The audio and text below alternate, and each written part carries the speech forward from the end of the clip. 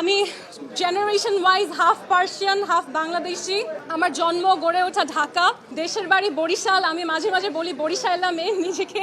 কিছু কিছু মানুষ পপুলারিটি ফেম তার কোনো একটা কাজের জন্য পায়। আমি অনেক বছর ধরে কাজ করছি, কিন্তু সত্য কথা বলবো, আমার কাজের মাধ্যমে যেই পপুলারিটি আমি এক্সপেক্ট করেছিলাম সেটা কিন্তু আসেনি। এসেছে আমার জীবনে একটা দুর্ঘটনা, একটা বাজে সময় থেকে। এবং আপনাদের কাছে আমি কৃতজ্ঞ, কারণ আপনারা সেই সময়ে আমাকে নিয়ে এত বেশি আওয়াজ তুলেছেন, পজিটিভ হোক নেগেটিভ হোক, যে অ্যাটলিস্ট আমার সিচুয়েশনটা পৃথিবীর মানুষ জেনেছে এবং আমি সেটা ওভারকাম করতে পেরেছি। আপনারা আমার কাছে হিরো। আজকে প্লিজ আমাকে কিছু বলতে সুযোগ দিন। খুব ভালোভাবে আমি বাংলাও বলতে পারি না।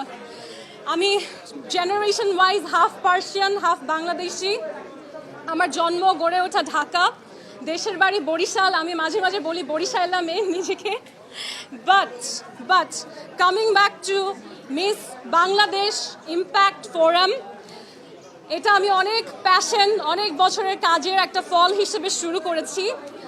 কারণ আমি চাই বাংলাদেশের যারা নারী এবং পুরুষ, আমরা যখন আমাদের এই দেশের বাইরে যে কোনো পৃথিবীর যে কোনো রাষ্ট্রের সামনে দাঁড়াবো, মানুষ যেন বাংলাদেশি বলে স্পেশাল ফিল করে।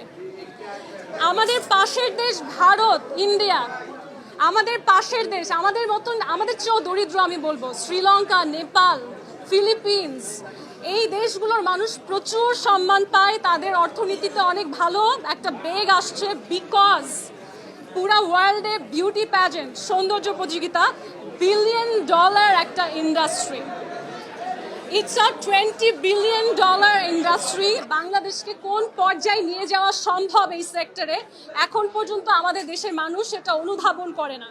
তারা মনে করে যে এই একজন নারী মিস বাংলাদেশ শুরু করেছে, পৃথিবীর দেশে দেশে তাই সে নারীদেরকে নিয়ে রিপ্রেজেন্ট করাচ্ছে। এটার ফল কি? এটার আসন্ন ফল হচ্ছে একসময় আমাদের দেশে প্রচুর পরিমাণে ট্যুরিজম বাড়বে। আমাদের দেশের ফরেন ডিরেক্ট ইনভেস্টমেন্ট, যেটা আমাদের সরকার প্রতি বছর বা বিগত সময়ে যারা যারা সরকার ছিলেন তারা সবাই চেষ্টা করে যাচ্ছে যে কেমন করে বাংলাদেশে ইনভেস্টমেন্ট আনা যায়।